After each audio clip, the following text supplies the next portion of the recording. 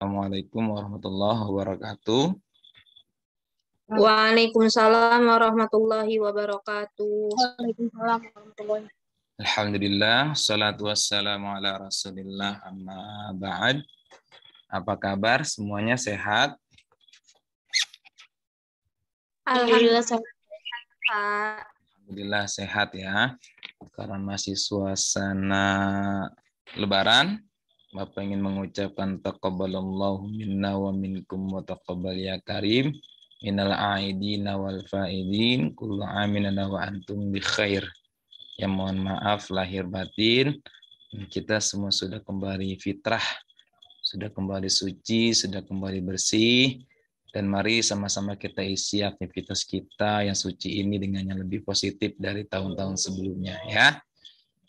Baik, di pertemuan sebelumnya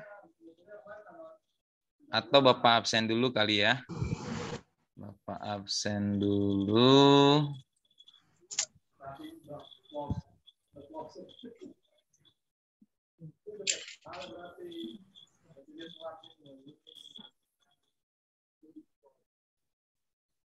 Muhammad Syafi'i, Dianida, Hanina, Hadirah. Raihan, Hadir, Pak. Nur Kamila, Hadirah. Nadia, Hadirah, Pak. Rika, Hadirah, Pak.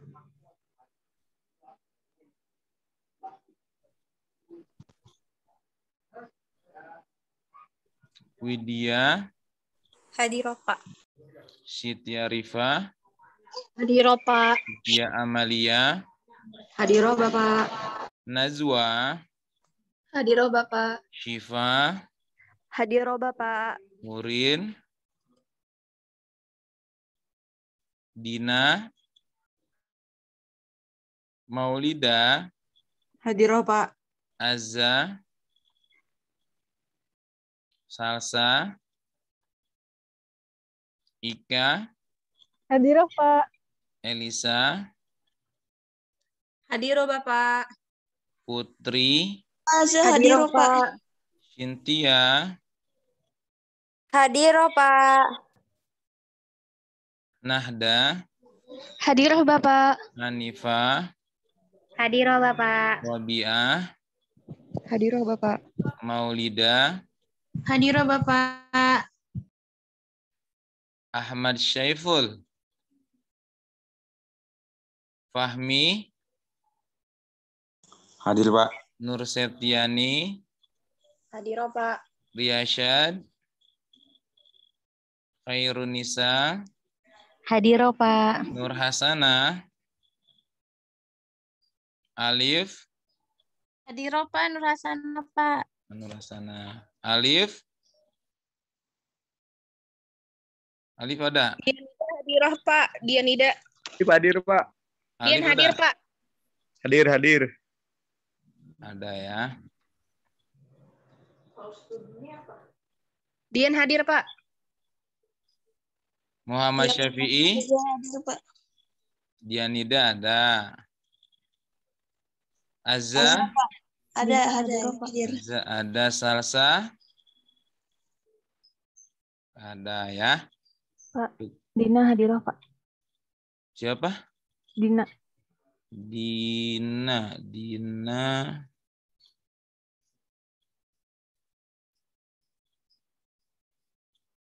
Nah, sudah tadi ya. Mana Dina?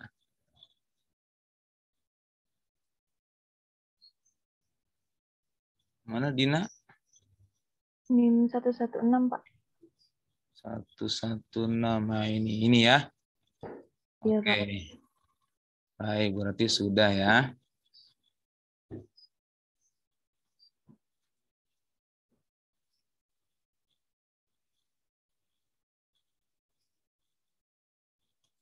Baik ya, di minggu sebelumnya Bapak kan sudah memberikan tugas kepada kalian ya untuk merangkum komik sains Islam.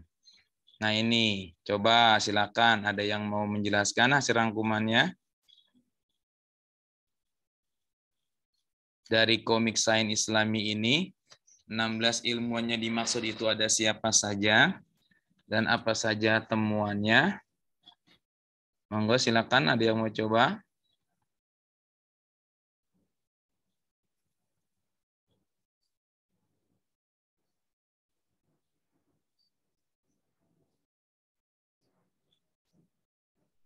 Ada nilainya nih yang mau coba. Saya Pak. Ya, monggo Nur Setiani. Ini semuanya Pak, 16-16-nya. Ya, apa yang ditemukan di dalamnya? Yang pertama ada Al-Fazari. Mm-mm. Beliau yang menemukan astrolabel. Terus ada Al-Batani. Beliau yang menemukan yang membagi musim jadi 4 ya Pak. Tapi nggak ada temuan. Yang membagi musim jadi 4, terus membagi rasi bintang menjadi 12 bagian. Terus ada Al-Biruni. Al-Biruni itu yang menemukan kalender lunisolar. Terus Al-Biruni juga yang meyakini kalau bumi itu berotasi pada porosnya, sehingga terjadi pergantian antara waktu siang dan malam. Terus ada Ar-Razi. Beliau itu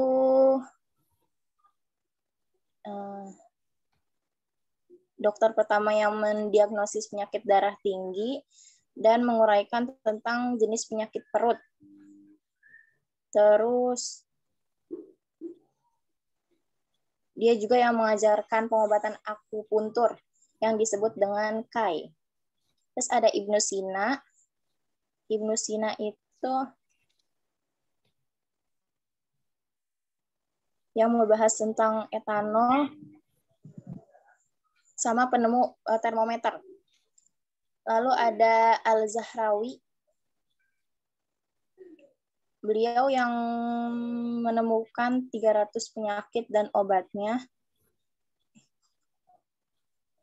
Juga pelopor pengembangan ilmu kulit. Terus ada Al-Khawarizmi, beliau penemu tanda negatif ya Pak. Sama angka desimal, termasuk ilmu ukur dan logaritma. Lalu ada Sabit Ibnu Qurrah. Beliau juga yang berkontribusi dalam pengembangan ilmu geometri. Terus Ibnu Haytham.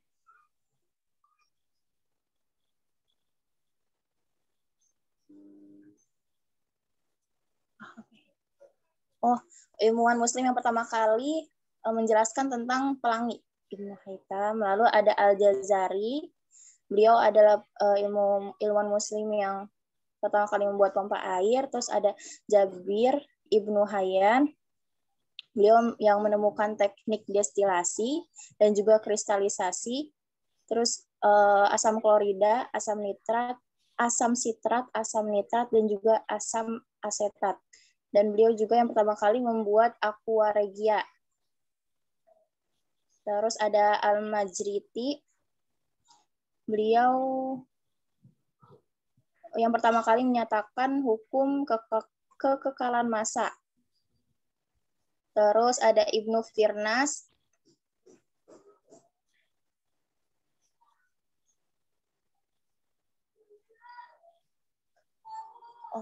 Beliau salah satu yang mengembangkan ilmu obat kedokteran dan penerbangan. Ibnu Firnas juga yang pertama kali membuat parasut. Lalu ada Ibnu Miskawai.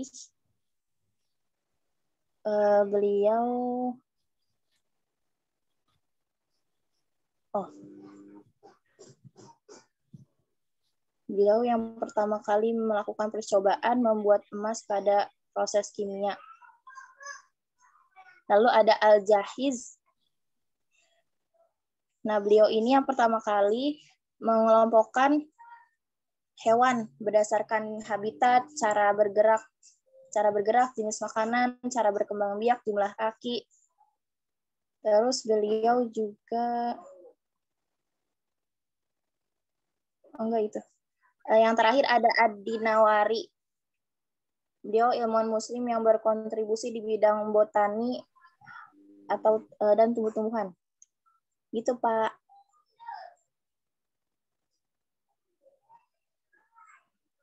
Nggak kedengeran, Pak.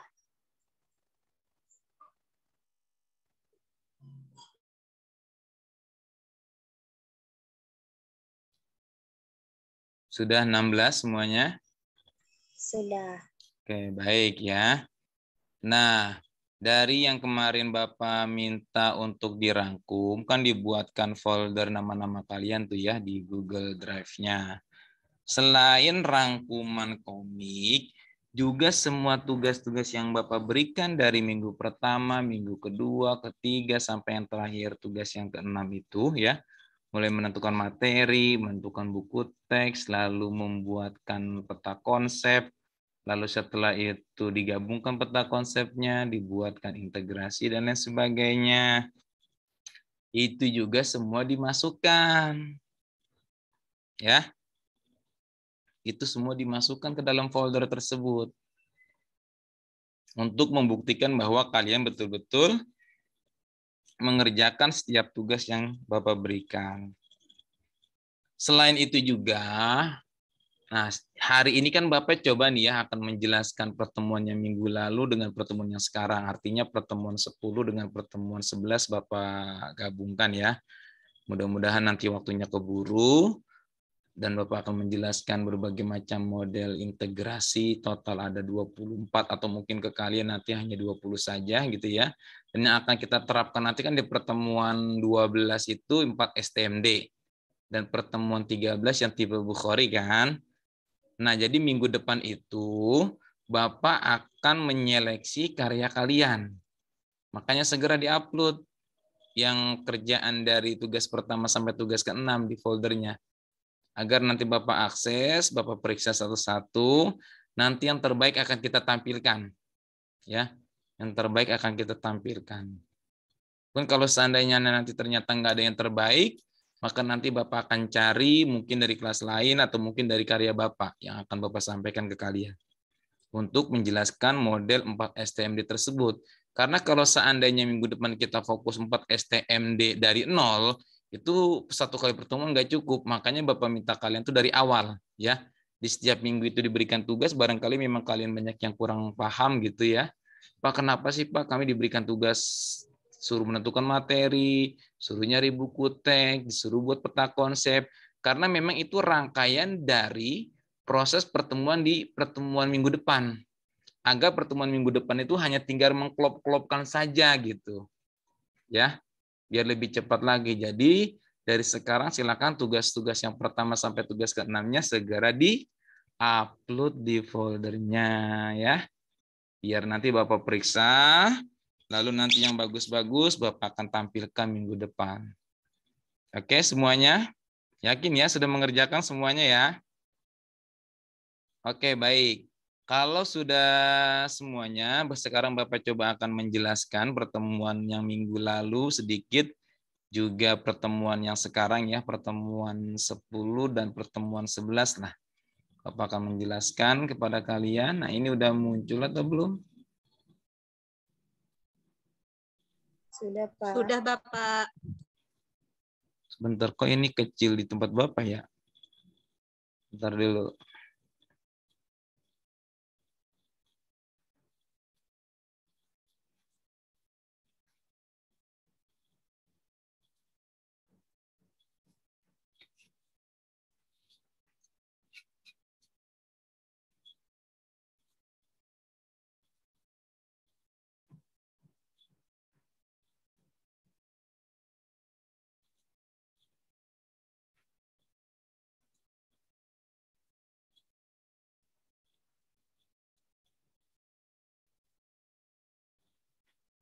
Nah, ini udah muncul atau belum? Masih loading, Pak. Masih loading.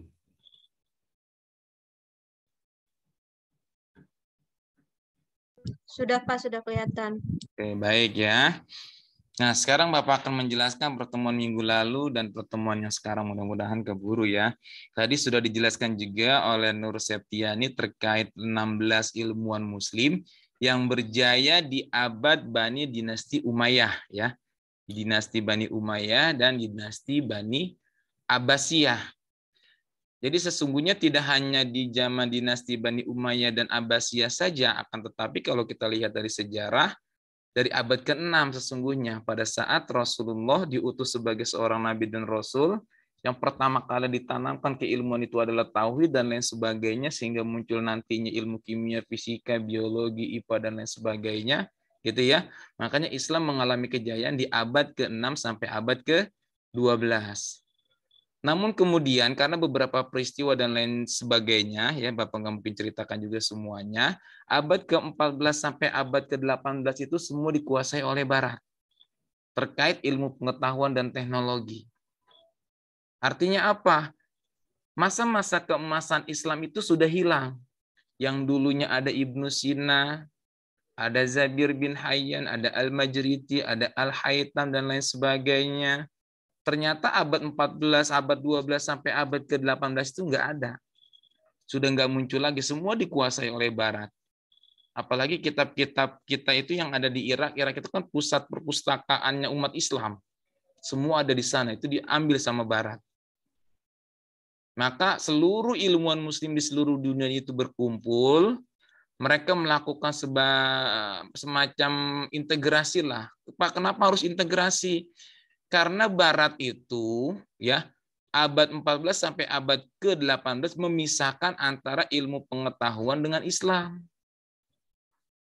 atau dengan agama, memisahkan antara teknologi dengan agama. Padahal ilmu pengetahuan ataupun teknologi itu tidak bisa dipisahkan dengan agama. Dia harus terintegrasi.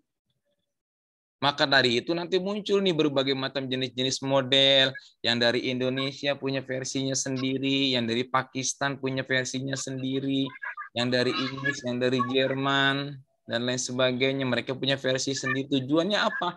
Kita ingin menghilangkan dikotomi itu.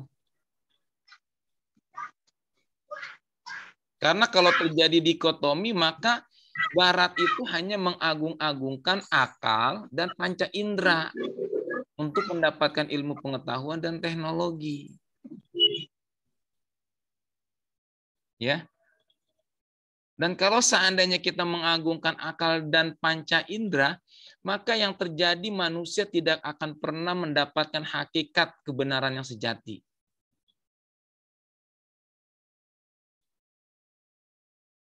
Mereka nggak akan pernah mendapatkan hakikat kebenaran yang sejati. Dan yang parahnya lagi, mereka nggak percaya yang gaib-gaib. Mereka nggak percaya Tuhan. Mereka nggak percaya malaikat. Mereka nggak percaya hari akhir. Sehingga yang terjadi ketika mereka mampu menciptakan nuklir, menghancurkan orang yang dia nggak suka. Rusia nggak suka sama Ukraina, dihancurkan Ukraina. Palestina, ya kan? Israel nggak suka dengan Palestina, dihancurkan Palestina.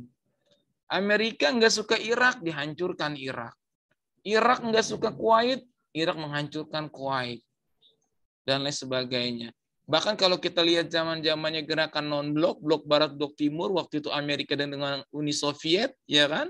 Itu luar biasa. Tapi alhamdulillahnya kita Indonesia tidak ke barat, tidak ke timur. Kita tuh non-blok, ya kita tuh di tengah-tengah.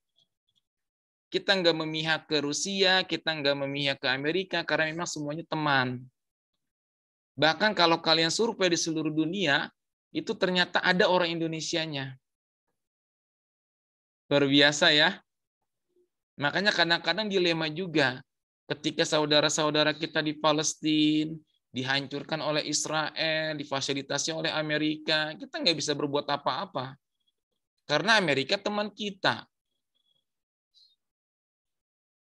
Ketika Ukraina dihancurkan oleh Rusia, kita nggak bisa berbuat apa-apa karena Rusia teman kita. Artinya apa? Kita hanya patungan, Kita membuat rumah sakit di Palestina, kita memberikan makanan, kita memberikan minuman. Paling hanya itu saja, nggak berani komentar keras. Karena memang semuanya teman. Ditambah lagi memang warga negara kita di seluruh dunia itu ada. Dan itu akan mengancam mereka kalau seandainya kita tidak berteman dengan mereka. Lalu untuk menghilangkan dikotomi itu, dari abad ke-18, seluruh dunia bersatu membentuk integrasi. Apa itu integrasi? Penggabungan. Apa yang digabungkan? Agama dengan ilmu pengetahuan. Apa yang digabungkan? Agama dengan teknologi. Kenapa harus digabungkan? Karena teknologi dan ilmu pengetahuan itu nggak terlepas dengan agama. Tidak terlepas dengan Islam. Lihat 16 ilmuwan muslim tadi oleh Nur Septiani. Ya kan? Mereka tuh semua luar biasa keilmuannya. Tauhidnya hebat, bahasa Arabnya hebat, hafiz Quran, hafal ribuan hadis, mengerti semua kajian kitab. Meskipun ahli matematika, meskipun ahli fisika, meskipun ahli kimia, meskipun ahli astronomi, tapi agamanya tuh nggak hilang. Sedangkan di Indonesia sendiri muncul abad ke-20, mulai tahun 2000. Maka muncullah mata kuliah Islam dan ilmu pengetahuan. Dan mata kuliah IIP ini, Islam dan ilmu pengetahuan, wajib diajarkan di seluruh prodi yang ada di UIN Jakarta. Kita punya 78 prodi. Bahkan kemarin terakhir di FITK tambah satu prodi lagi, ya PAI S3. S3 PAI. Jadi sekarang total kita memiliki 79 prodi.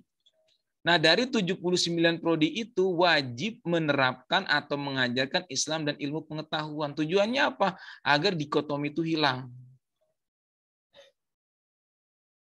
Nah, di sini Bapak udah buat buku nih. Judulnya Islam dan ilmu pengetahuan. Tapi memang hanya untuk kimia. Buat kalian belum. Ya. Ini sedang dibuatkan nanti yang buat fisika. Bapak kan ngajar di beberapa prodi juga ya. Ngajar di kimia, ngajar di fisika, biologi, di PGMI juga. Nanti coba Bapak buatkan untuk yang PGMI. Tujuannya apa? Kalau kalian sudah memiliki buku ini, nanti kalian nggak perlu lagi buat makalah, nggak perlu lagi buat kelompok, nggak perlu lagi cari referensi. Karena kalau melihat referensi yang ada di RPS itu banyak sekali, ya kan?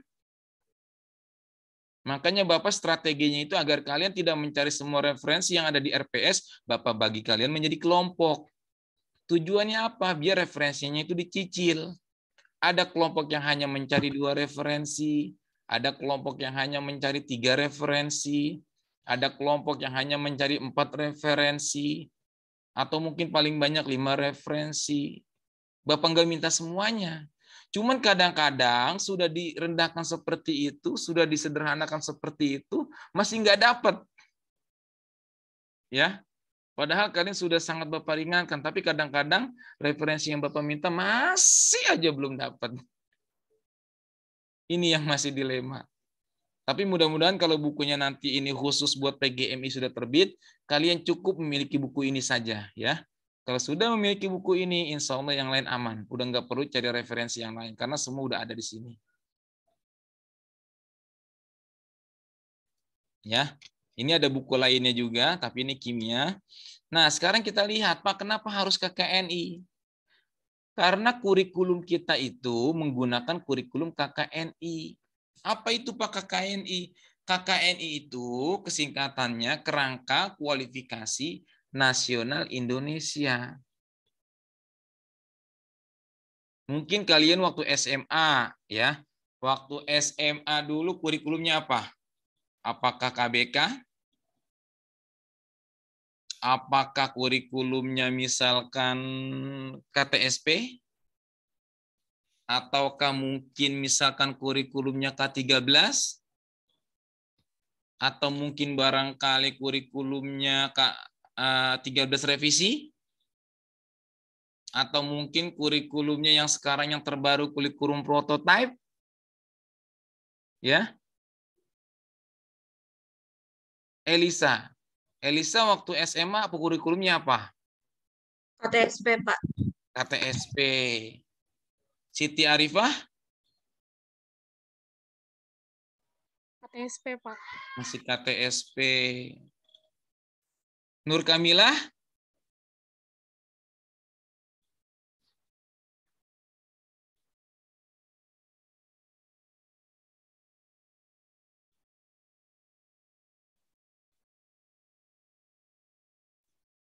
Ayo Nur Kamilah mau kemana nih?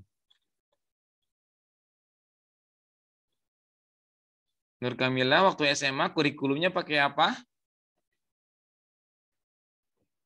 Kurtilas, Pak.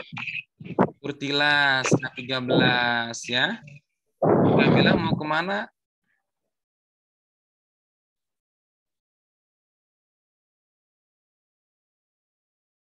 Masih ke mute tuh. Iya, Pak. Mau Kurikulum kemana? 2013, Pak. Mau kemana itu? Mau OTW pulang ke rumah. OTW pulang ke rumah. Tapi alhamdulillah ya, masih bisa join ya. Alhamdulillah. Tapi harus tetap disimak ya.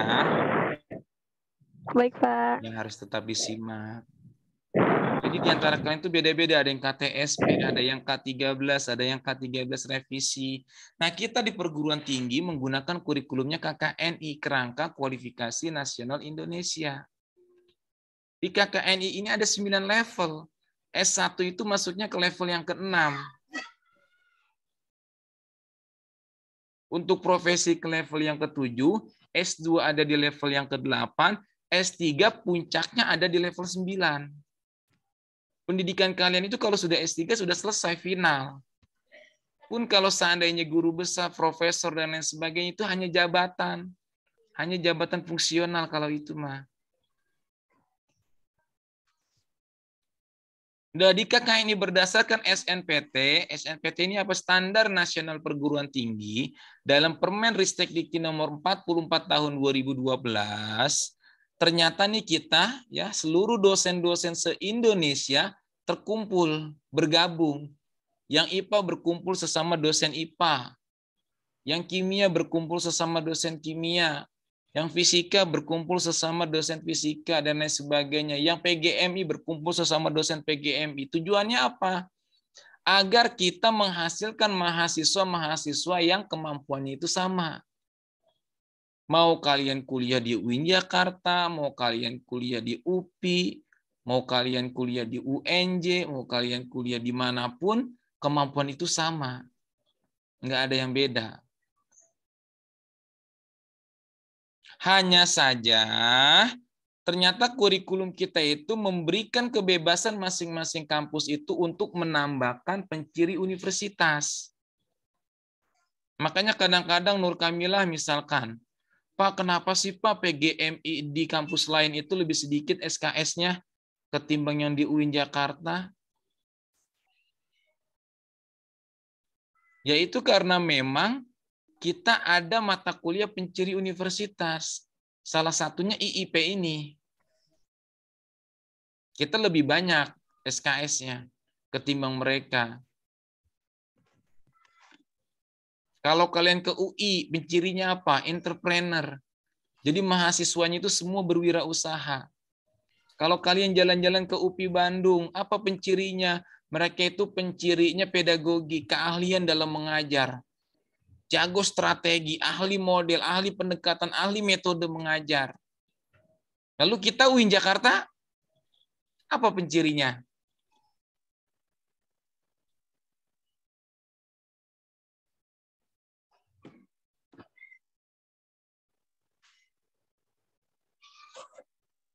Ayo kalau kita UIN Jakarta, apa pencirinya?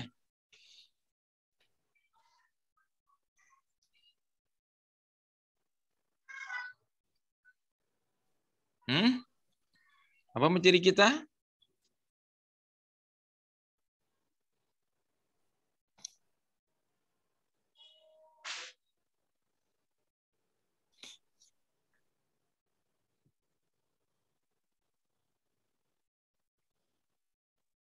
Masa nggak tahu penciri kampus sendiri?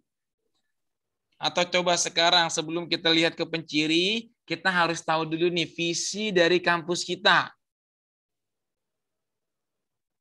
Awas jangan sampai nggak tahu visi dari kampus kita. Coba Bapak ke Haninatul Jannah. Nah, apa visi kampus kita? Hanin.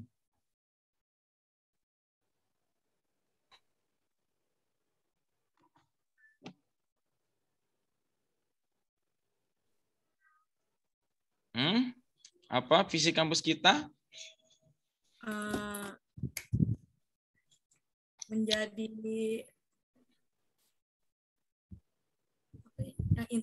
integritas gitu ya Pak. Keunggulan integritas, keilmuan, terus keislaman, ya bisa nyanyi. Sama apa lagi atau lagi? Kalian sudah semester 6 loh, jangan sampai nggak tahu. Parah banget nih. Kalian itu masuk ke dalam sebuah kapal, jangan sampai nanti nggak tahu nih kapal tujuannya mau kemana. Saya bantu boleh Pak? Coba Elisa. Kalau nggak salah ya Pak, visi UIN Syarif Hidayatullah Jakarta itu menjadi salah satu universitas kelas dunia dengan keunggulan integrasi keilmuan, terus juga keislaman sama keindonesiaan. Nah, itu dia ya. Kalian harus hafal. Menjadi universitas kelas dunia dengan keunggulan integrasi keilmuan, keislaman, dan keindonesiaan. Coba Nur Kamilah diulangi.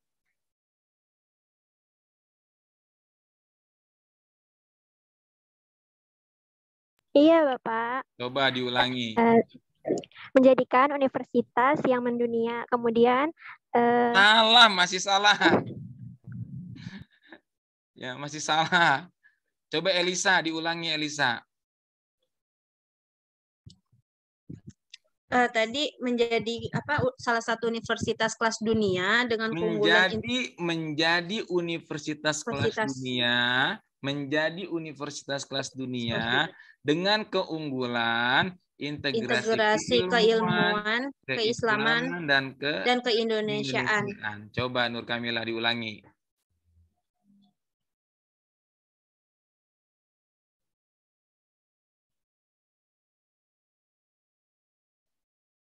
Masih ke mute.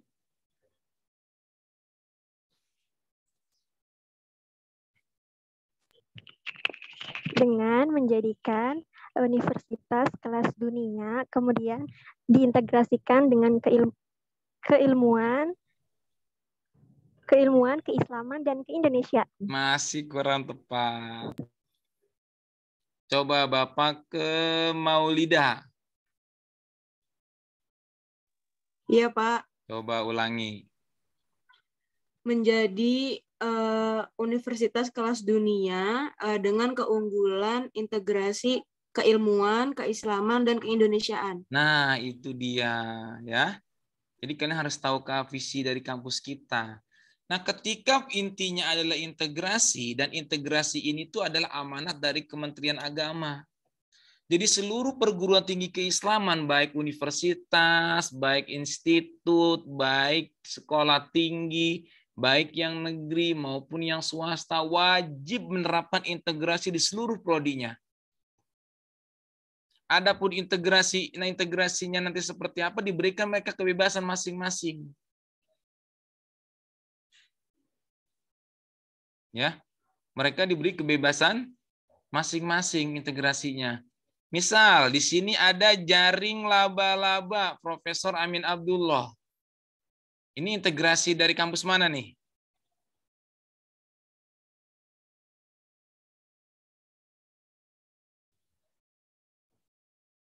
Jaring laba-laba Profesor Amin Abdullah. Dari kampus mana?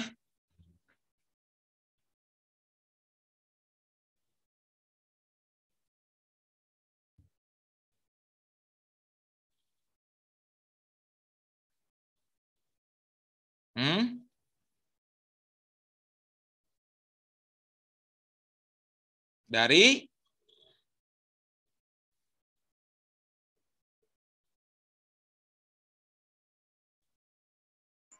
UIN Sunan Kalijaga ya, Pak? Dari Kalijaga. Ya, jadi jaring laba-laba ini adalah integrasi Profesor Amin Abdullah dari UIN Jogja, UIN Sunan Kalijaga. Berikutnya pohon ilmu Profesor Imam Suprayogo. Nah, ini dari UIN mana?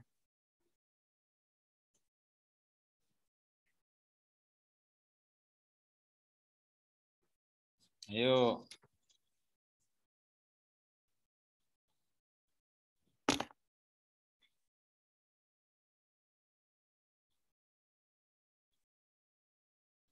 Dari UIN mana? UIN Malang ya, Pak? Dari? UIN Malang. Dari UIN Malang. Maulana Malik Ibrahim. Iman memandu ilmu, ilmu memandu amal, roda ilmu Profesor Nanat Fatah Nasir dari UIN mana? UIN Bandung. Dari UIN Bandung. Islamisasi ilmu Ismail Faruqi dari Palestina. Muhammad Nakib Al-Attas dari Indonesia, tapi tinggal sejak usia 5 tahun di Malaysia. Yang 4 STMD Saiful Anwar dari Jerman. Saiful Anwar orang Indonesia, ini dosen Bapak di UPI Bandung. Tapi beliau S3 di Dortmund University di Jerman, maka melahirkan model 4 STMD dari Jerman. Model integrasi sains dan Islam tipe Bukhari Muslim dari mana? UIN Jakarta. Dari UIN Jakarta ya. Bukhari Muslim dari UIN Jakarta. Bahkan tidak hanya yang dari Indonesia. Ada integrasi juga yang tadi Bapak sampaikan, ada yang dari Malaysia, ada yang dari Inggris, ada yang dari Jerman, ada yang dari Yaman, ada yang dari Iran, ada yang dari Brunei. Bapak alhamdulillah sudah ketemu yang dari Malaysia. Bapak sudah juga yang dari Inggris, juga dengan yang dari Jerman. Tinggal Yaman, Iran, Brunei nih ya. Mudah-mudahan nanti sehat panjang umur bisa ketemu. Mudah-mudahan.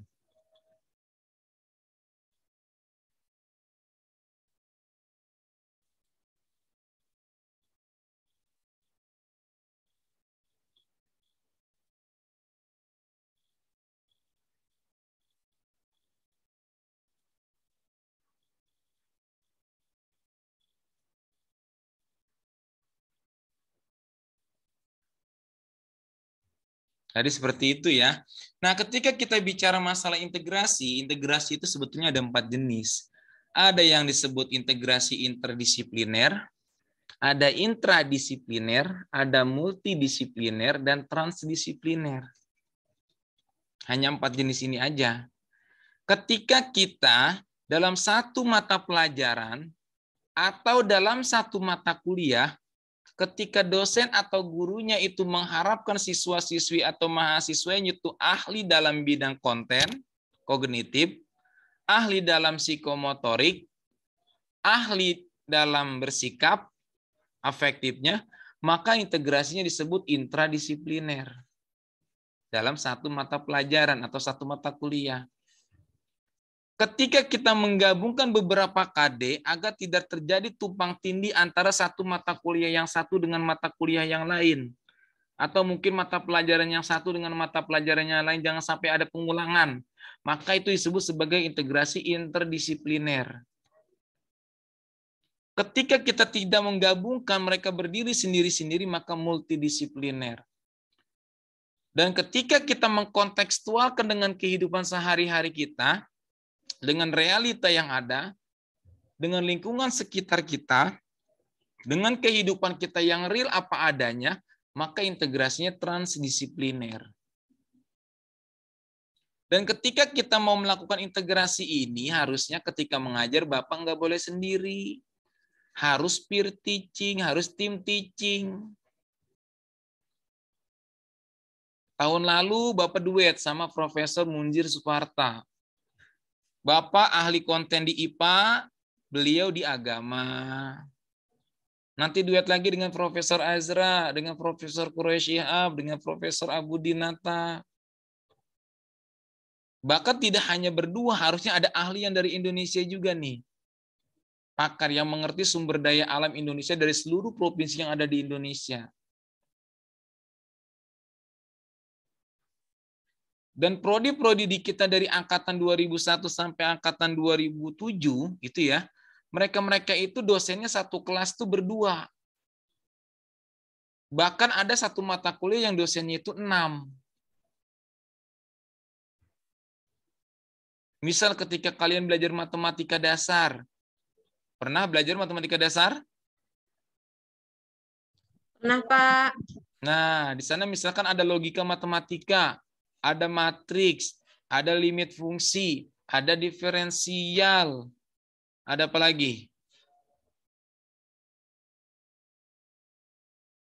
Itu ternyata satu materi, satu dosen.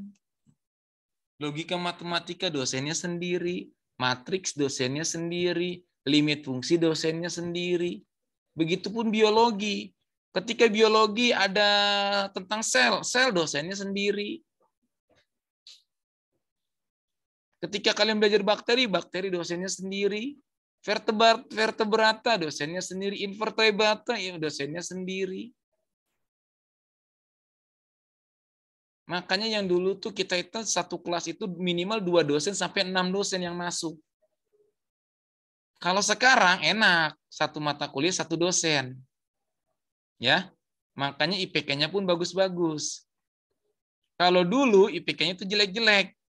Karena kita satu mata kuliah itu harus menaklukkan 2 sampai 6 dosen.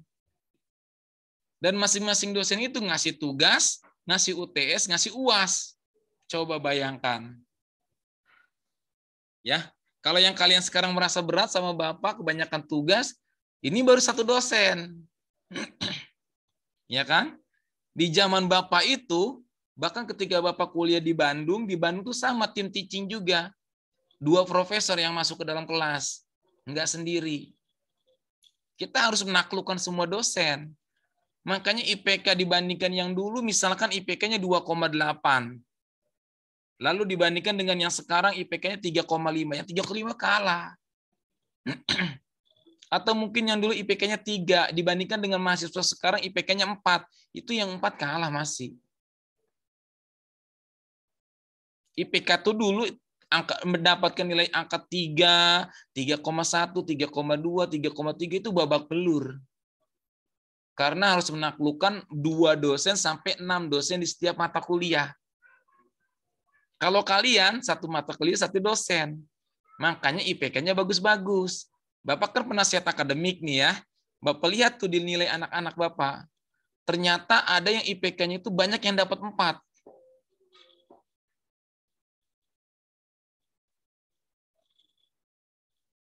Kenapa Pak dirubah Pak kurikulumnya?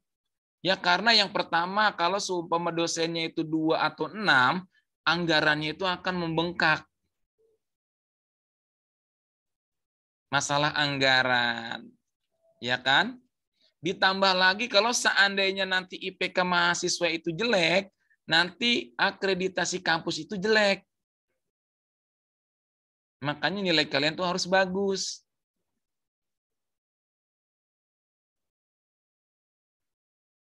Jadi strategi seperti itu. Jadi kalian diuntungkan ya. Kalian diuntungkan dengan kurikulum, kalian diuntungkan dengan anggaran, akhirnya hanya menaklukkan 1 dosen saja. Dan kalau hanya 1 dosen, pastikan nilainya harus A. Ya. Harus bisa dong. Nur Setia ini kan nilainya udah tinggi tuh ya. Mudah-mudahan nanti di UAS-nya atau di tugas-tugasnya bagus semuanya. Mudah-mudahan yang lain juga sama, jangan mau kalah ya. Masih ada formatif, masih ada UAS, insya Allah semuanya akan bisa. Yang penting belajar dari apa yang Bapak sampaikan nih, dicatat. Tadi kalau ditanya KKN itu apa? Kalau nggak dicatat ya nggak paham. Tadi S1 ada di level berapa? Ya kalau nggak dicatat ya nggak paham. SNPT itu apa ya kalau nggak dicatat nggak paham dari yang Bapak jelaskan. Makanya betul-betul kalian catat dari apa yang Bapak jelaskan. Yang Bapak jelaskan itulah yang keluar di UAS nanti. Berikutnya, kita kan tadi unggulnya integrasi ilmu, Islam, dan Indonesia. Kalau ilmu berarti memadukan 2 disiplin ilmu atau lebih. Ketika kita mau menggabungkan kimia dengan fisika, maka muncul mata kuliah kimia fisik. Ketika kita menggabungkan antara biologi dengan kimia, maka muncul biokimia. Ketika kita menggabungkan obat-obatan dengan makan makanan, maka kimia makanan dan obat-obatan. Itu integrasi ilmu. Kalau integrasi Islam yang sekarang, ini nanti produk kalian ini integrasi Islam. Bahkan di beberapa produk-produk skripsi mahasiswa Bapak kan bimbing nih, anak-anak integrasi ya. Ini banyak karya-karya mereka. Ini dia termasuk. Ini karya-karya anak Bapak, sudah jadi bukunya ya. Ini karya yang kedua, ada karya yang ketiga, ada karya yang keempat, bahkan sudah puluhan karya. Anak-anak bimbingan Bapak itu sudah puluhan jumlahnya. Sudah ratusan jumlahnya. Karya mereka terkait integrasi itu khatam semua. Tinggal kalian nih, mampu atau tidak nanti. Kalau diintegrasi ke Indonesiaan, ini biasanya ada di mata kuliah wirausaha atau di skripsi. Kalian ada mata kuliah wirausaha atau entrepreneur atau tidak? Enggak ada. Ada, Pak. Tidak ada. Nggak Kalau ada. tidak ada berarti bisa di skripsi. Mau integrasi ke Indonesiaan. Pak, saya asli Cirebon, Pak. Maka anak bimbingan Bapak arahkan integrasi buat skripsi ke kearifan lokal Cirebon. Apa khasnya Cirebon? Oh, di Cirebon itu Pak ada makanan yang enak Pak yang disebut sebagai empal gentong. Aduh. Ya, Bapak dibawain makanannya, Bapak coba makanannya, rasanya mantap, lezat, nikmat, lulus jadi skripsi. Nah, ya kan? Ada lagi Pak, saya asli Brebes Pak. Saya mau mengangkat skripsi, mengangkat kearifan lokal yang ada di Brebes. Akhirnya apa? Dia bawain Bapak telur asin. Telur bebek yang sudah diasinkan, tinggal disantap, ternyata mantap rasanya. Beda kalau asli Brebes itu beda. Pak, saya asli kota Tangerang, Pak. Di sini ada yang dari Tangerang? Siapa yang dari Tangerang di sini?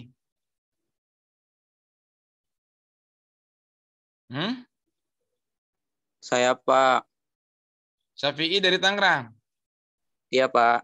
Nah, misalkan Syafi'i, Pak, saya dari Tangerang, Pak, dari kota Tangerang. Saya mau buat skripsi terkait kearifan lokal kota Tangerang, Pak, di PGMI, Pak. Bawa teman-teman ke Taman Laksa. Traktir mereka. Ya. Nikmati tuh, ternyata laksanya kota Tangerang itu nikmat. Kalau kalian makan laksa selain di kota Tangerang itu rasanya beda. Karena Tangerang tuh laksa tuh miliknya khas kota Tangerang. Ya. Bawa nanti ke Taman Laksa, Syafi'i ya. Syafi'i tahu kan tempatnya? Cikokol bukan, Pak? Iya, di Cikokol. Nanti ajak teman-teman sekelas naik Tayo. Kan ada Tayo tuh. Harganya cuma 2.000. Jadi kalian tuh kalau keliling kota Tangerang naik Tayo, ya 2 lantai, silakan yang mau 2 lantai, yang mau 1 lantai naik bis, harganya cuma 2.000. Keliling kota Tangerang. Nanti jangan lupa ajak Bapak ya. Nah, ini integrasi Indonesia. Berikutnya kita masuk ke pertemuan yang 11 yang sekarang nih, ya mudah-mudahan masih ada waktu. Kita masuk ke model-model integrasi. Untuk model integrasi yang pertama ada IFIAS.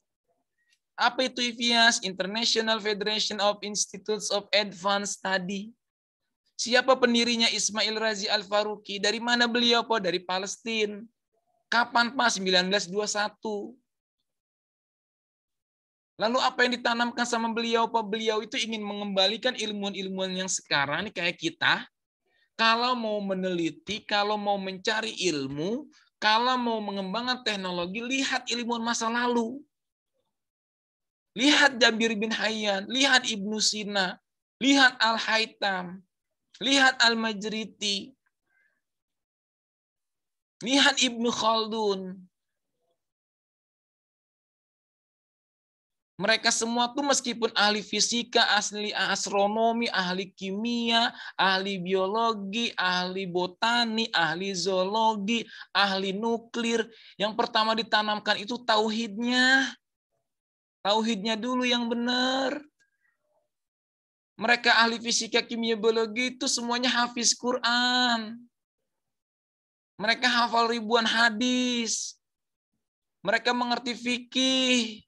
Mana yang halal, mana yang haram. Mana yang adil, mana yang zolim. Mereka itu ngerti kitab kuning.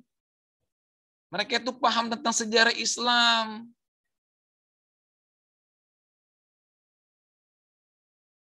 Kalau kalian tiba-tiba belajar IPA, belajar PGMI, tauhidnya belum ditanamkan. Baca Qur'annya belum benar. Belum hafal ribuan hadis, nggak ngerti tentang sejarah Islam. Yang terjadi maka kalian akan jadi ilmuwan yang scientist value free. Apa itu value free? Scientist yang nggak percaya Tuhan. Scientist yang nggak percaya hari akhir. Sehingga ketika kalian mampu membuat nuklir menghancurkan orang, bukan untuk kebaikan. Sehingga ketika kalian menciptakan teknologi itu untuk merugikan orang, untuk menipu. Bikin aplikasi yang kemarin apa tuh, yang Crazy Rich. Crazy Rich. Ya, orang menanamkan uangnya di sana ternyata penipuan. Itu karena nggak ada tauhidnya. Kalau dia sadar ada hari akhir, dia percaya Allah itu esa, Allah itu ada, malaikat itu ada, setiap amal itu dipertanggungjawabkan, dia nggak akan berani. Jadi ini tujuannya Ismail Raji Al-Faruqi. Berikutnya, ini ada model asasi. Akademi Sains Islam Malaysia. Pendirinya Profesor Saharir Muhammad Zain 1970. Nah, coba lihat di fotonya. Ini ada siapa nih?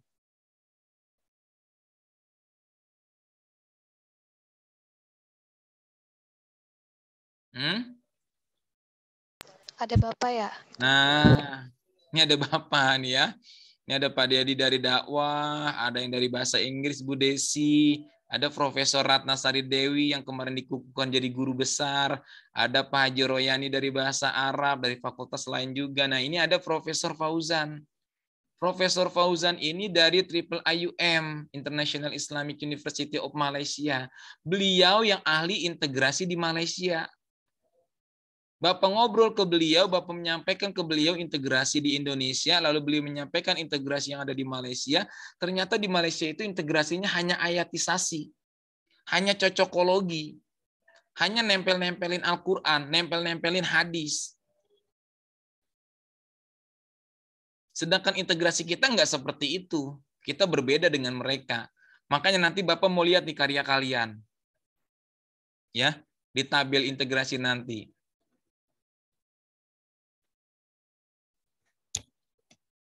Berikutnya ada Islamic worldview. Model sudut pandang Islam. Ketika kita ingin melakukan integrasi, yang diutamakan itu Tuhannya dulu. Kita percaya Allah dulu. Hablum minallahnya yang benar, hablum minannasnya yang benar, harus menjadi hamba yang memiliki agama, ilmunya harus cukup, percaya dengan Al-Quran, percaya dengan Nabi, sehingga nanti hakikat kebenaran yang sejati itu akan kalian dapatkan.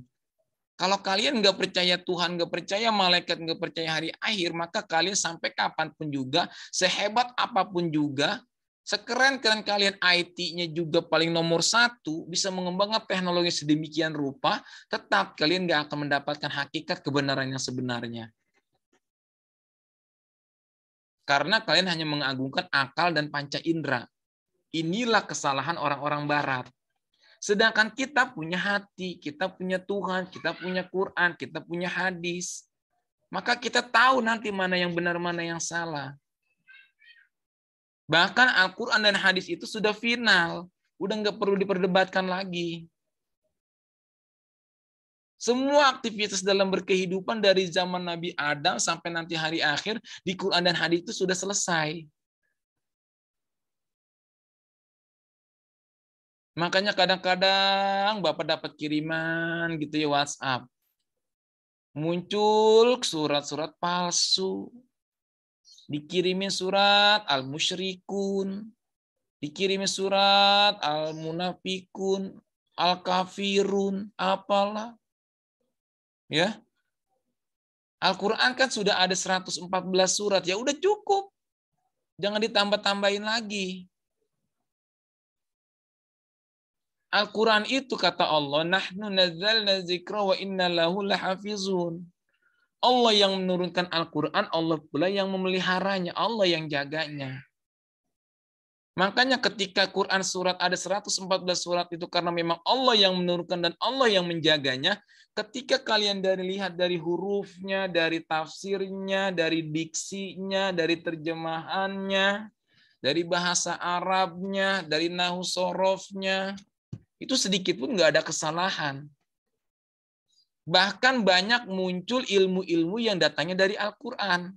Muncul ilmu tauhid, muncul ilmu kalam, muncul ilmu hadis, muncul ilmu fikih, muncul ilmu tasawuf, muncul ilmu nahu sorof. Itu semua dari Al-Quran. Akan tetapi kalau kita lihat surat palsu, ya, Quran surat palsu, itu jangankan semuanya salah. Hurufnya salah, artinya salah, diksinya salah, nahu sorofnya salah, isim ina nggak tahu, isim ana nggak tahu, isim kana nggak ngerti, maktuf yang mana, atof maktuf yang mana, maf'ul bih yang mana nggak paham, mubtada khobar maf'ul bihnya nggak ngerti. Karena memang itu bukan dari Allah. Kalau bukan dari Allah, maka banyak kesalahan. Karena memang Al-Quran langsung dari Allah, wahyu Allah, firman Allah, maka tidak ada satupun kesalahan yang ditemukan. Dari segi apapun. Jadi sudah final. Berikutnya ada model SPI, Struktur Pengetahuan Islam, dari Profesor Osman Bakar, Malaysia 1946. Ketika kita mau belajar ilmu, ketika kita beramal, ketika kita harus membaca fenomena alam, ketika kita harus berhubungan dengan manusia, imannya dulu dibenerin ini imannya. Keyakinannya kita. Al-imanu tasdiqu biqalbi wa iqrarun bil lisani wa amalun bil arkan.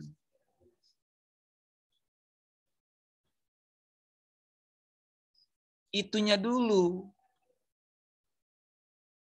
Keyakinannya dulu. Kalau kita merasa diri bahwa Allah itu ada, yakin Allah itu ada. Kita percaya adanya malaikat, kita percaya dengan kitab suci, kita percaya dengan rasul-rasul, kita percaya dengan hari akhir, kita percaya dengan qada dan qadar.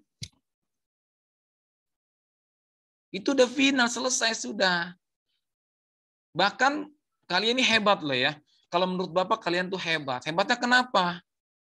Kalian tidak pernah bertemu Nabi. Kalian tidak pernah berjumpa dengan Rasul. Kalian nggak kenal wajahnya seperti apa. Nggak hidup semacamnya beliau. Tapi kalian percaya hadisnya Muhammad Sallallahu Alaihi Wasallam. Ini luar biasa keyakinan kalian. Sama halnya dengan Al-Quran. Kita nggak pernah kenal Allah. Kita nggak pernah lihat wajahnya Allah. Tapi kita percaya Al-Quran. Itu wahyu Allah. Nah ini keimanan kalian luar biasa. Ya. Ini yang perlu dijaga, ini yang perlu dipupuk.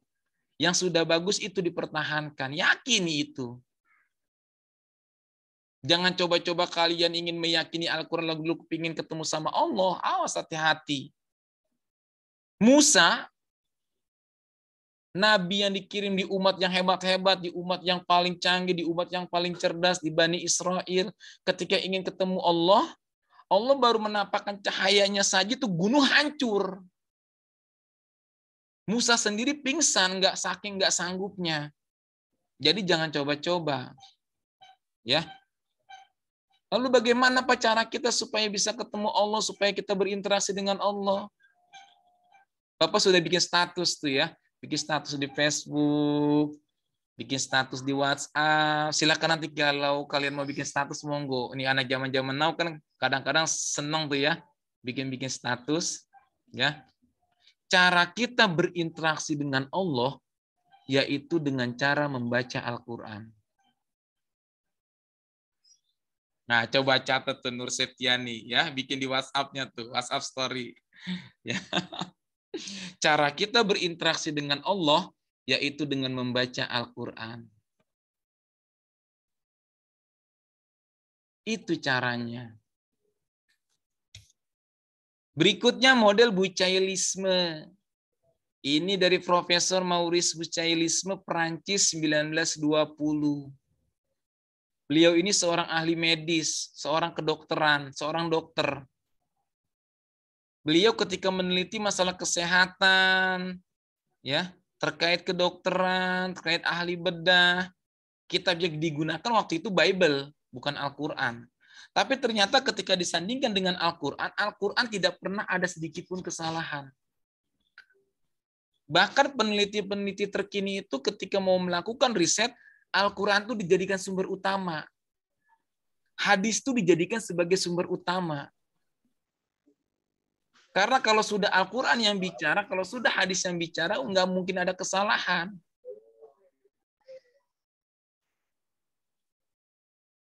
Silakan kalian mau belajar syariat, silakan kalian yang mau belajar sains, silakan yang mau kalian belajar teknologi, silakan kalian yang mau belajar seni. Yang penting Allahnya dulu. Qurannya, sunnahnya, kauniyahnya, fenomenanya, baru ke akal ilmunya Allah untuk manusia.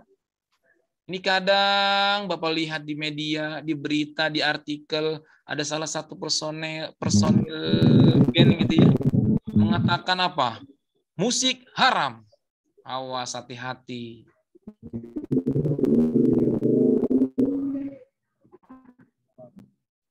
Ya, musik haram. Awas, hati-hati.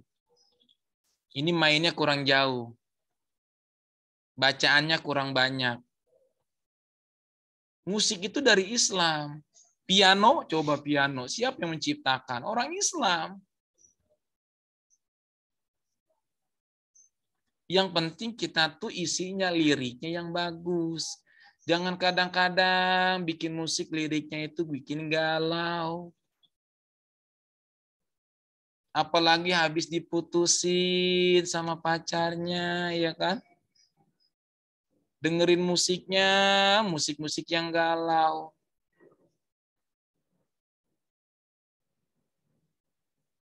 Apalagi sekarang ada lagu yang lagi viral tuh. Lagu apa itu, Kangen Band? Cinta Sampai Mati.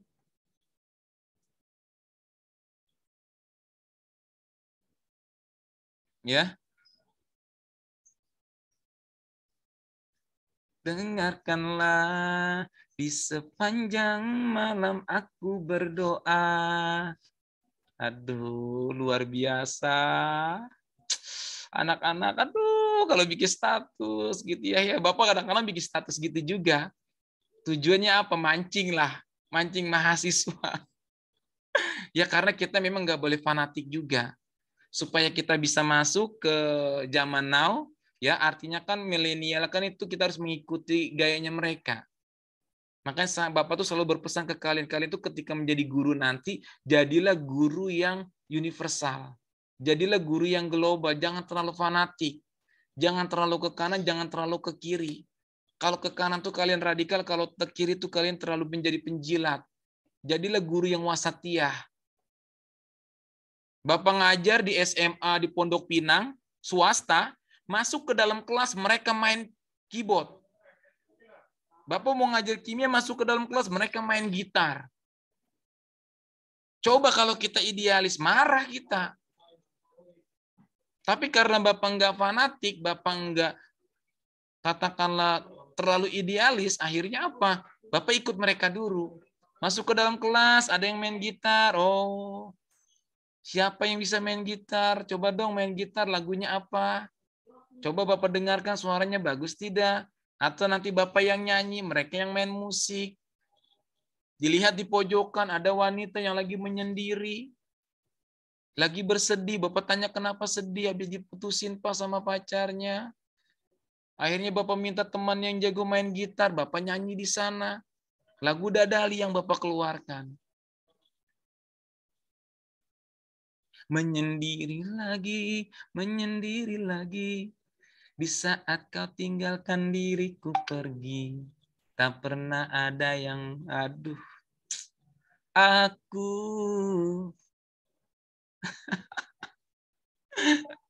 Ini luar biasa ya. Dan ketika mereka udah menerima kita, ketika mereka tahu bahwa kita itu nggak fanatik, ternyata mereka mau belajar sama kita. Tapi kalau dari awal kita masuk kelas, mereka main piano, kita marah. Mereka main keyboard, mereka main gitar, kita marah. Mereka main bass, kita marah. Mereka sedang nyanyi, kita marah. Ya udah. Ada teman Bapak yang kayak gitu.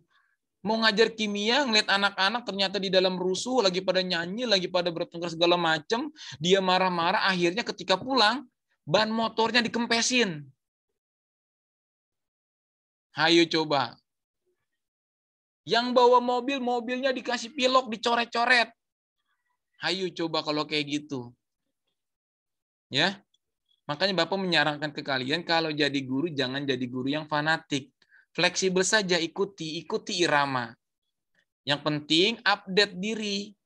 Dan jangan lupa juga nih, kondisi sekarang yang lagi rame apa, yang lagi trending apa, yang lagi viral apa, itu jangan sampai ketinggalan. Ya, tujuannya supaya kita bisa masuk ke ranahnya mereka. Karena kalau mereka kita paksakan masuk ke dalam wilayahnya kita, itu nggak bisa. Kita sendiri, mereka banyak. Nggak bisa. Kita yang sendiri, mereka yang banyak, maka kita sendiri yang masuk ke mereka. Tujuannya apa? Supaya bisa diterima. Waktu zaman-zaman Cherry Bell, aduh Bapak tuh sampai narik Cherry Bell tuh ke mereka.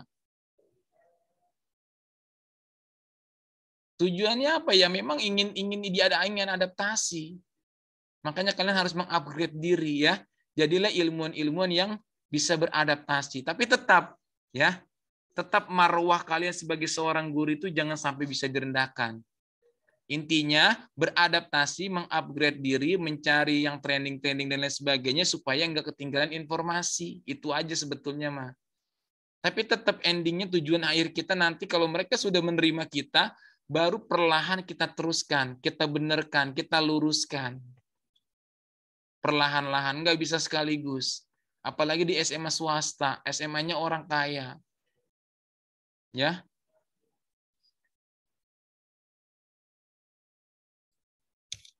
Berikutnya ada model integrasi filsafat klasik. Ini dari Syed Hasan Nasr Iran, 1933. Tentang kehidupan, tentang sains, metodenya harus benar, hasil penelitiannya harus triplet di laboratorium, sehingga menghasilkan sebuah produk. Ketika berkehidupan, lihat kemampuan diri, bersosial, terkait pengalaman, silakan berteman dengan siapapun. Bapak berteman dengan siapapun. Tidak hanya dengan orang Islam, Bapak berteman dengan Katolik, Bapak berteman dengan Protestan, Bapak berteman dengan Hindu, Bapak berteman dengan Buddha, Bapak punya teman dari Konghucu. Bahkan beberapa murid privat Bapak zaman-zaman waktu kayak kalian nih ya, waktu S1, atau mungkin waktu di Bandung S2, itu privat-privat itu anak-anak dididikan Bapak semuanya non-Muslim. Dan ketika azan zuhur, azan asar, mereka menawarkan sholat malah justru. Mereka tawarkan sholat, dikasih sajadah, dikasih tahu arah kiblat. Jadi nggak ada masalah. Yang penting apa? Tauhidnya kita harus kuat. Akidah kita harus kuat. Kita Qur'annya tuh harus sudah hatam. Hadisnya itu sudah kuat. Islamnya itu sudah kuat sehingga nanti nggak ke bawah arus. Tapi jangan coba-coba kalian yang belum tauhidnya belum kuat, akidahnya belum kuat, lalu bercoba bergaul dengan mereka, hati-hati. Ada tetangga Bapak, ada masyarakat kita yang hanya karena 5 bungkus Indomie pindah agama. Hanya karena minyak goreng, kemarin antri kan minyak goreng tuh, dikasih minyak goreng satu-satu. Akhirnya apa? Pindah agama. Coba bayangkan. Ini hati-hati. Jadi kalau kalian merasa yakin tauhidnya sudah benar, akidahnya sudah benar, mau bergaul dengan siapapun, yang justru kalian nantinya akan memberikan pengaruh, bukan kalian yang terpengaruh, silakan berteman dengan siapapun. Tapi kalau memang itu belum kuat, jangan coba-coba. Ya, jangan coba-coba karena itu bahaya. Bahkan bukan hanya di non-muslim, di Islam pun sama demikian. Sekarang tuh terlalu banyak aliran-aliran yang kira-kira kita tuh kadang nggak ngerti, nggak paham. ada ikut pengajian tertentu, majelis taklim tertentu, diminta untuk mencuri harta orang tuanya untuk beramal, dianggapnya halal. Padahal itu kan nggak boleh.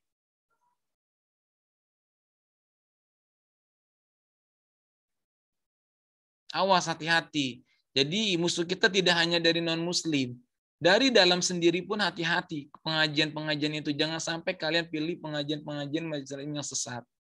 Ya, jadi harus pintar-pintar.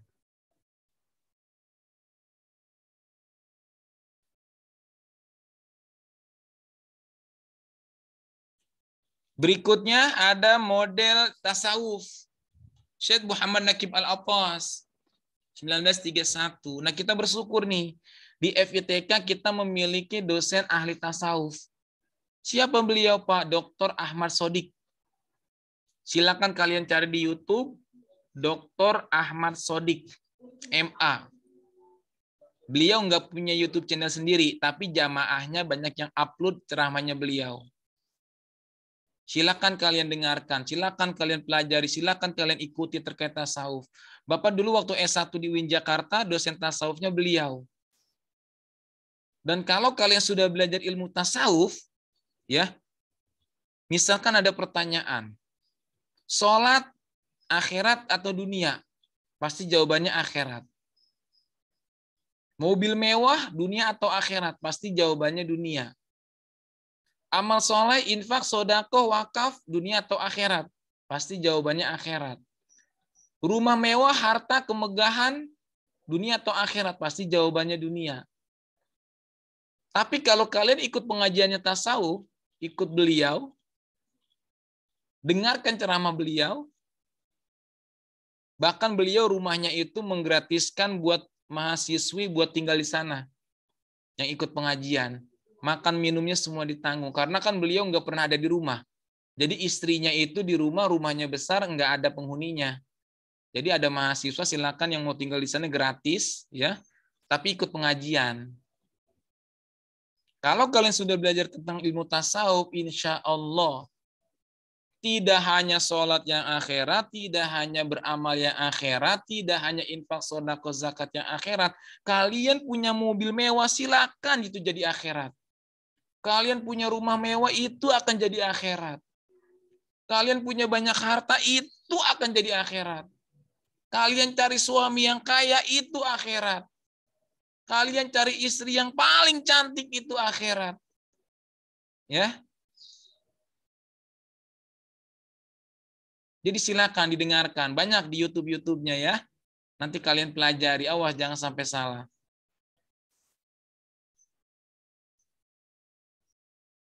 Ini dosen kita ya. Luar biasa. Berikutnya ada model integrasi yang berbasis fikih. Kalau yang berbasis fikih ini dari Palestina, Ismail Raji Al-Faruqi 1921, kalian harus melewati 12 tahapan untuk melakukan integrasi. Yang pertama kontennya dulu. Kalian ahli di bidang apa? PGMI, maka PGMI itu harus final. Harus A semua nilainya.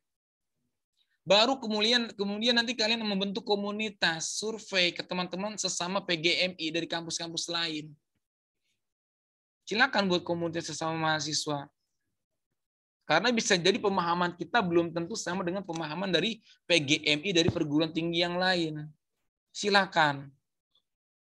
Yang nanti ujungnya ketika menghasilkan sebuah produk, kalau sudah terintegrasi keislaman, baru kalian ajarkan. Baru kalian sampaikan ke masyarakat, mana yang benar, mana yang tidak benar. Silakan kalian jadi ustazah, silakan kalian dari ustadz. Tapi awas hati-hati.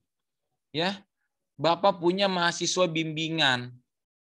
Bimbingan skripsi, dia seorang motivator.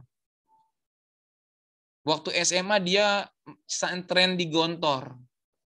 Kuliah di UIN Jakarta jadi mahasiswa bimbingan Bapak. Jadi motivator. Motivatornya motivator nasional. Tapi ternyata ketika skripsi sama Bapak nggak beres skripsinya.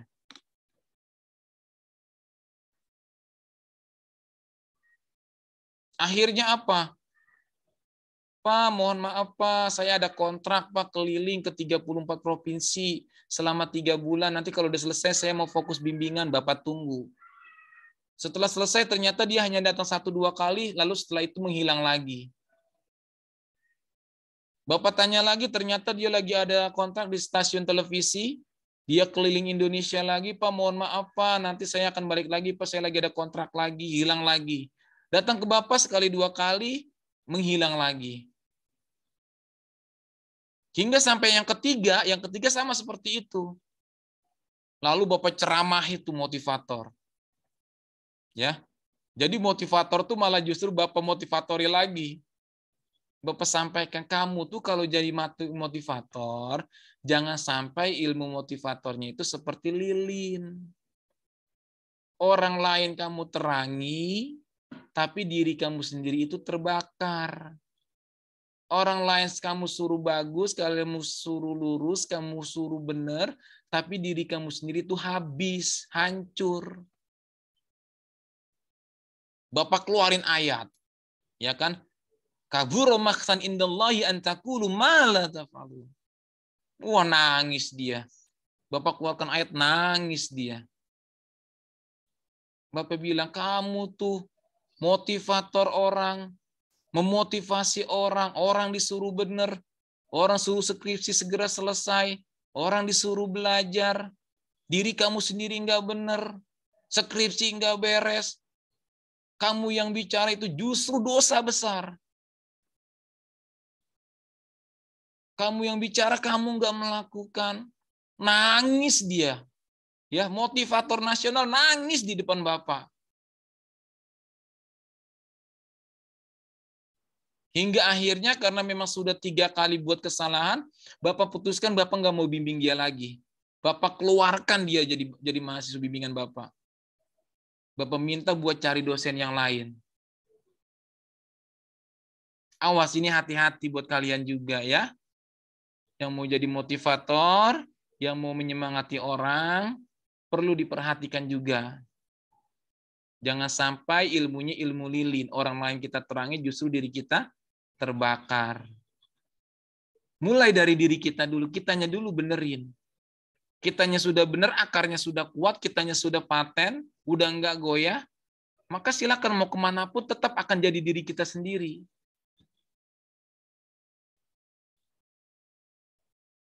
Enggak kena pengaruh di kita. Ini yang kadang-kadang salah di kita. Berikutnya ada model integrasi yang berbasis ijmali dari Ziaduddin Sardar, Pakistan 1951. Ini terkait nilai-nilai Islam yang mau ditanamkan di setiap konsep yang mau diajarkan. Lalu di sana tuh terkait hubungan antara adil dan zalim. Adil itu mereka-mereka yang menempatkan sesuatu pada tempatnya, zalim itu kebalikannya. Mereka yang tidak menempatkan sesuatu pada tempatnya. Lalu berikutnya ada model kelompok Aligar, ya, dari Aligar Group. Ada 4 model yang ditawarkan. Silakan kalian pilih mau yang mana. Mau yang monadik, mau yang diadik, ada yang triadik, ada yang diadik dialogis. Silakan. Dan bahkan Syekh Ahmad Khan ini hasil risetnya, model-model integrasi itu diteruskan oleh Syekh Amir Ali dari India. Ini silakan nanti. Berikutnya ada model islamisasi ilmu, pendirinya ada 3, Syed Hasan Nazar, Ismail Faruqi, dan Muhammad Naqib Al-Attas.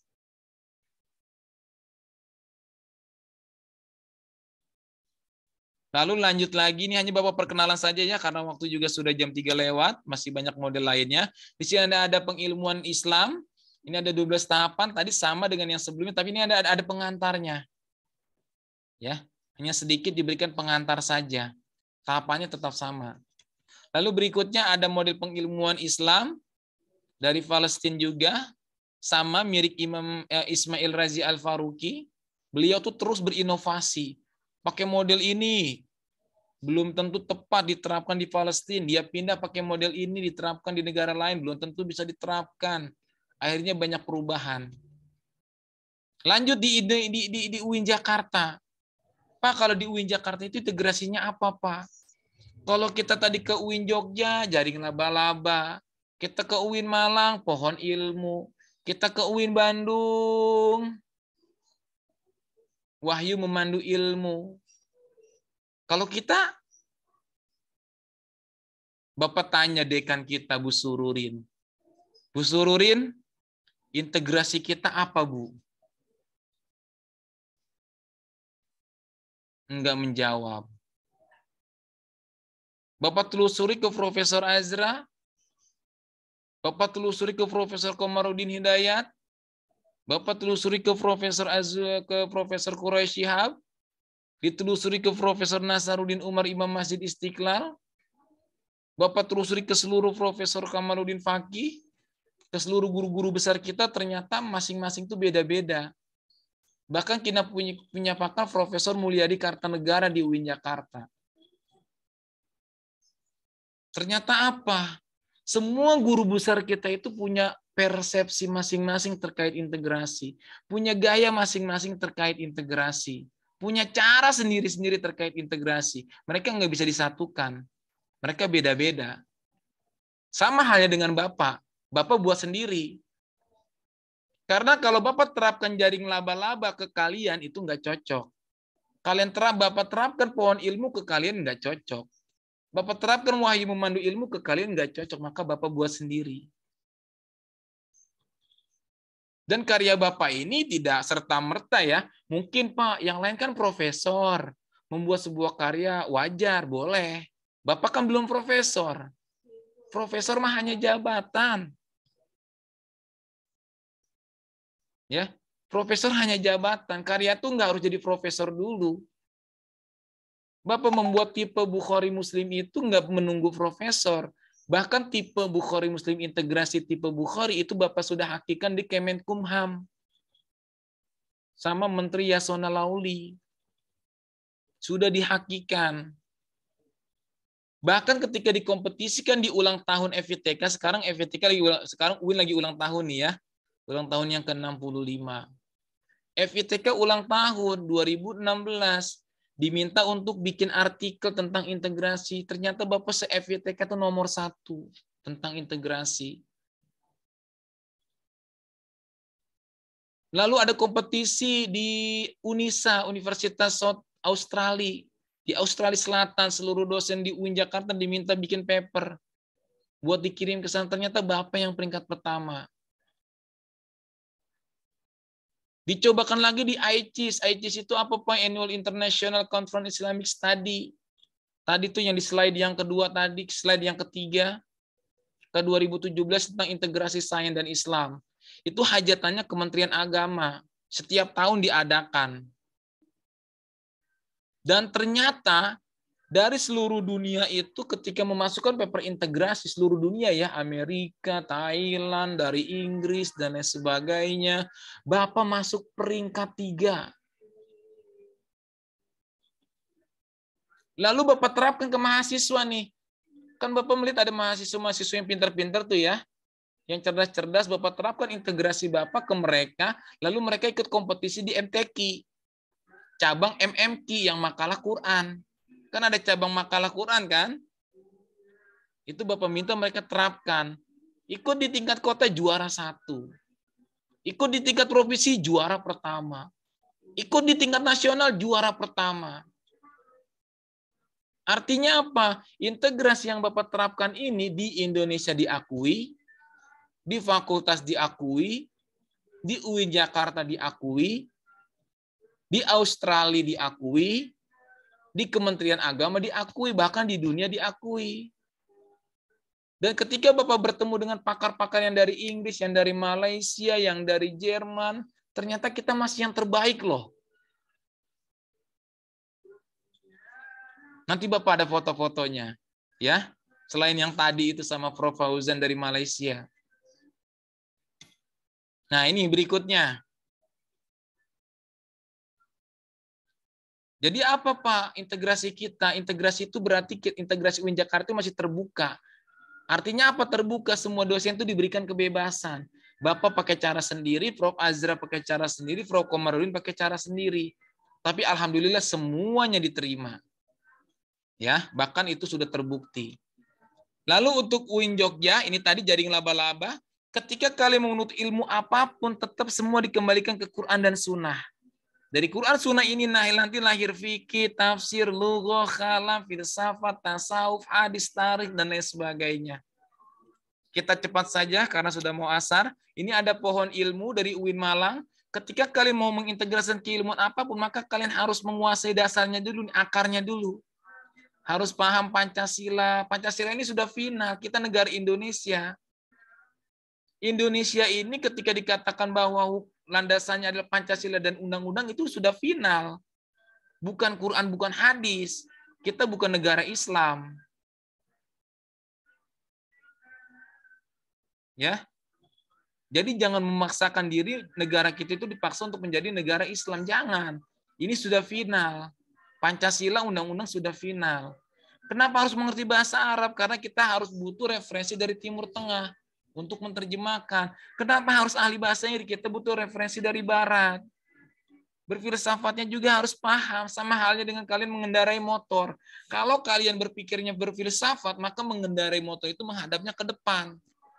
Kalau kalian tidak berpikir filsafat bahwa kendaraan motor itu lihatnya ke bawah. Coba mana yang celaka? Bawa motor lihat mata ke bawah atau lihat mata ke depan? Orang yang berfilsafat tuh lihatnya ke depan, bukan ke bawah. Ilmu alamiah dasarnya ini kosmologinya semestanya itu harus ngerti dulu proses penciptaan alam semesta biar ngerti Tuhan. Sosial dasar kemanusiaan hablum minannasnya itu harus benar dulu. Baru kemudian muncul cabang-cabang Quran, As-Sunnah, Sirah Nabawi, pemikiran Islam dan tamadun Islam. Baru kemudian buah-buahnya, ini PGMI itu buahnya. Ya. Jadi akarnya harus kuat kalau kalian di UIN Malang. Berikutnya UIN Bandung. Bapak sudah menjelaskan di filsafat, ada 3 aspek yang dipelajari, ontologi, epistemologi, dan aksiologi. Ya kan? Coba, apa itu ontologi? Bapak sudah pernah menjelaskan kan waktu filsafat? Ada 3 aspek yang dikaji, ontologi, epistemologi, dan aksiologi. Apa itu ontologi?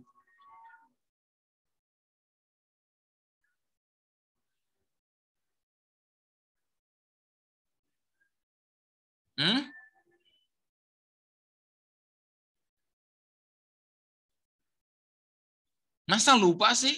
Bapak sudah menjelaskan. Tentang hakikat yang ada, Pak.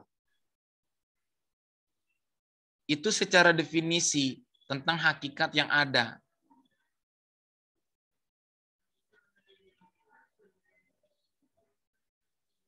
Ya, itu definisinya. Bapak sudah pernah menjelaskan terkait filsafat, ontologi, epistemologi, dan aksiologi. Fakta di lapangan itu seperti apa? Yang dimaksud ontologi itu yang mana? Yang dimaksud epistemologi itu yang mana? Yang dimaksud aksiologi itu yang mana? WMI ini adalah wahyu memandu ilmu. Ini WMI, wahyu memandu ilmu. Semua terkait ontologi, epistemologi, dan aksiologi semua dikembalikan ke Allah.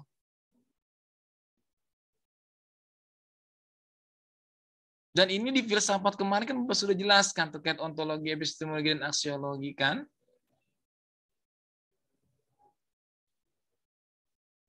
Ontologi itu ilmunya. Kalian sekarang mau belajar apa? PGMI, berarti PGMI itu ontologinya.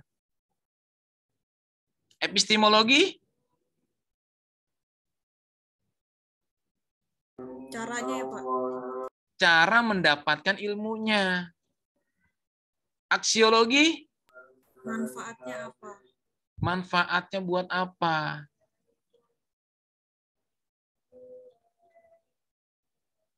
Nah, ini sudah asar di tempat Bapak. Kita tunggu azan dulu sebentar ya. Gak apa-apa ya. Nanti kita lanjutkan kembali.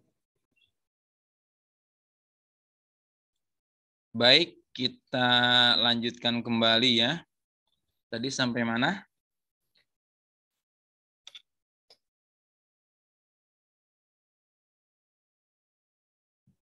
Wahyu memandu ilmu ya. Nah ini, Jadi ontologi itu ilmunya, epistemologi itu cara mendapatkan ilmunya, aksiologi itu manfaatnya. Jadi sebetulnya nih kita mau belajar ilmu apapun, di prodi apapun, di kampus manapun, endingnya itu akhlakul karimah. Lihat Rasulullah, lihat Muhammad. Innama bu'istu liutammima makarimal akhlak. Ya, jadi endingnya tuh ini sebetulnya.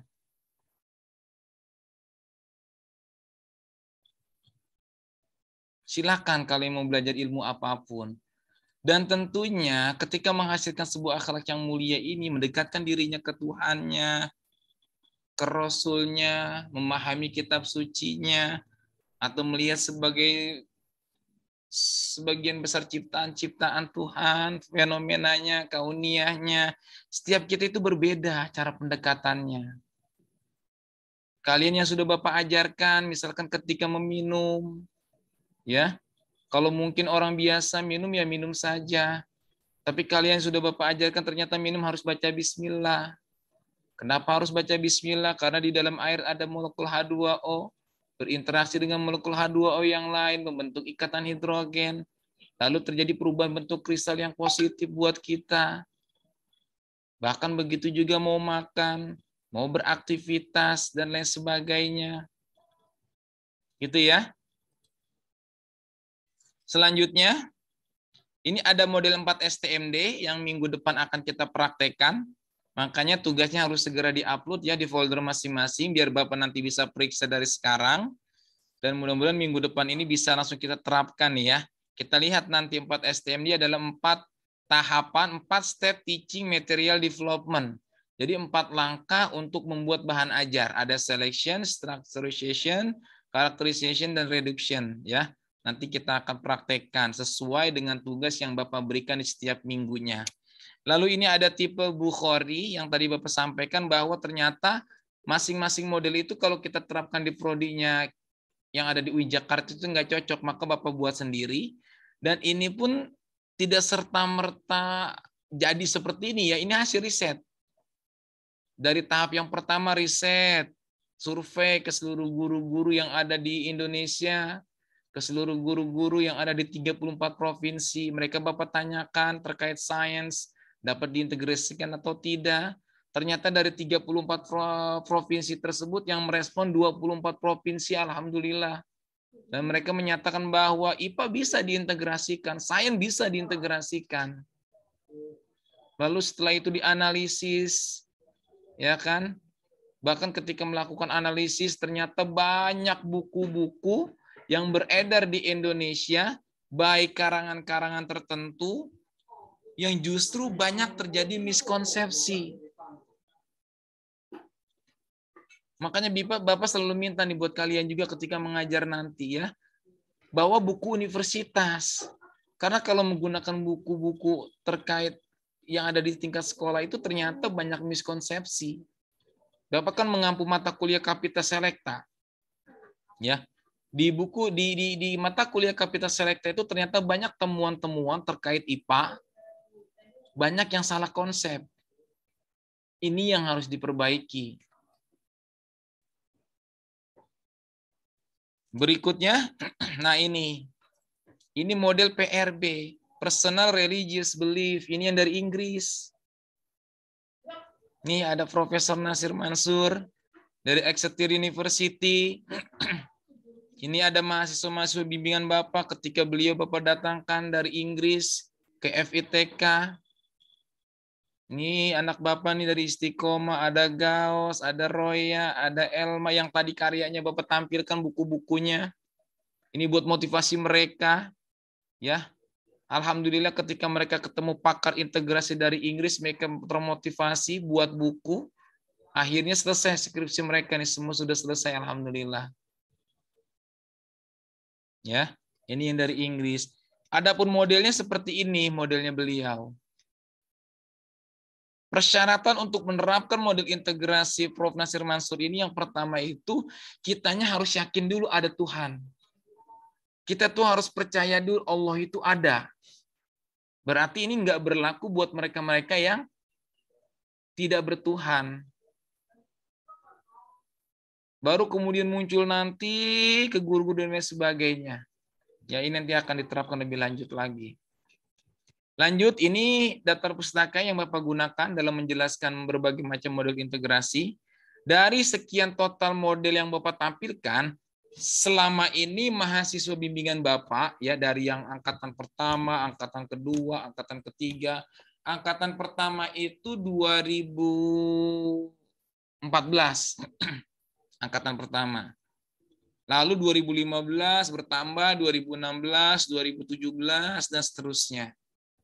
Mereka ketika Bapak tawarkan 24 model, ternyata hanya 2 yang tertarik. Ya, mereka hanya tertarik dengan 2 model. Ada yang senangnya menggunakan 4 STMD, ada yang senangnya menggunakan tipe Bukhari. Udah itu aja. Ini kesempatan buat kalian. Silakan kalau mau menggunakan yang 22 model lainnya terkait PGMI, silakan kalian manfaatkan. Ya. Silakan kalian manfaatkan dan Bapak siap untuk menjelaskan. Adapun nanti ya, kalau iseng-iseng sambil lihat YouTube, klik video integrasi Islam dan ilmu pengetahuan dalam kurung kimia. Ya, untuk kimianya aja ya, nggak apa-apa buat pengetahuan lah ya. Nanti tonton di sana, insya Allah akan bertemu dengan Bapak. Oke ya, nanti bertemu dengan Bapak di sana. Baik, silakan ada pertanyaan? Bapak, saya mau nanya. Yo, monggo Elisa. Itu PPT-nya saya boleh minta nggak, Pak? Ya, habis ini langsung dikasih. Ya, setelah ini akan diberikan ke PJ-nya, ke Ika ya. Mana Ika? Ada Ika? Lagi itu Pak, kurang bagus. Oke, nanti Bapak berikan ke Ika, nanti Ika yang share ke kalian ya. Ada lagi silakan.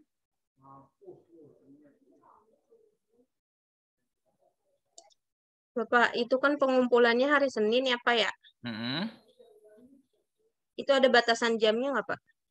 Ya, sampai malam lah biasa lah ya. 23.59. Ya, jam 23.59.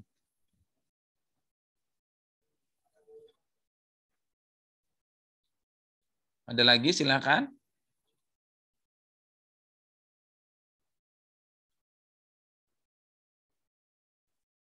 Baik, kalau tidak ada silakan di-on-kan kameranya untuk Bapak screenshot. Mau Bapak kirimkan ke Ika.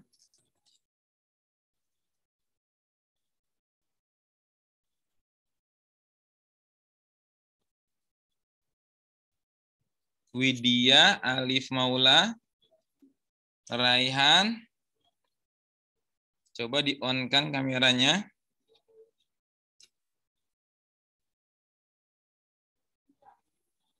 Sudah semuanya ya. Baik, 1, 2, 3. Sebentar. 1, 2, 3. Ini baru slide yang pertama dulu ya. Bapak kirim dulu ke Ika nih. Masuk ke slide yang kedua. Rabi'ah, Riyashad, Ahmad Saif, Hanifah, Alif, coba di-on-kan kameranya. 1, 2, 3.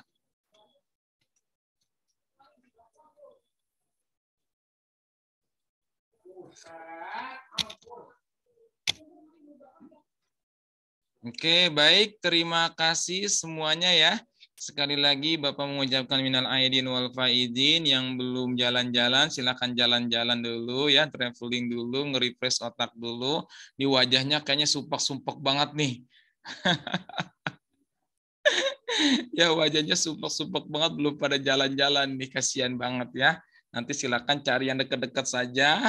Itu di UIN kalau mungkin sudah kalau sudah offline bisa mampir-mampir ke situ Gintung tuh. Di kampus 2 ya, bisa menikmati yang ada di sana. Baik, terima kasih semuanya. Mari kita tutup dengan doa kafaratul majlis. Subhanakallahumma wa bihamdika asyhadu an la ilaha illa anta astaghfiruka wa atubu ilaik. Kurang lebihnya mohon maaf. Billahi taufiq wal hidayah. Wassalamualaikum warahmatullahi wabarakatuh. Waalaikumsalam warahmatullahi